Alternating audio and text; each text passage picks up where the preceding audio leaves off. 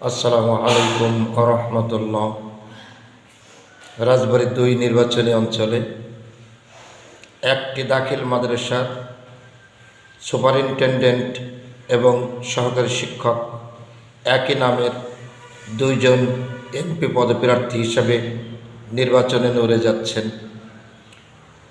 Superintendent জনাব মাওলানা মোহাম্মদ আব্দুল মালেক 2024-এর নির্বাচনেও ছড়ি অর্থাৎ লাঠি মার্কায় নির্বাচন করেছিলেন। পাংশামালী একান্তি কালুখালী উপজেলা মিলে ৮,০০০ ভোট পেয়েছিলেন তিনি। ২৬-এর নির্বাচনে 12ই ফেব্রুয়ারিতে পার্লামেন্টের নির্বাচনে তিনি নিজেও লাঠি মার্কায় দাঁড়িয়েছেন।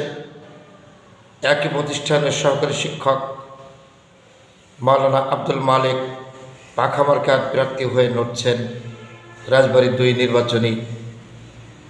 ২ মালেক এক মাদ্রাসা পার্লামেন্ট মেম্বার হিসাবে বিজয়ের জন্য সর্বাত্মক চেষ্টা চালিয়ে যাচ্ছেন ২ জন প্রার্থী। এলাকায় জনমনে মানুষের মাঝে ২ মালেক এক মাদ্রাসা এমপি প্রার্থী হিসাবে ভোট চেয়ে যাচ্ছেন। ভোটারগণ তাদের সমর্থন দেখিয়ে যাচ্ছে। এটা একটা গুঞ্জন আলোচনার সৃষ্টি হয়েছে রাজবাড়ী ২ নির্বাচনী অঞ্চলে।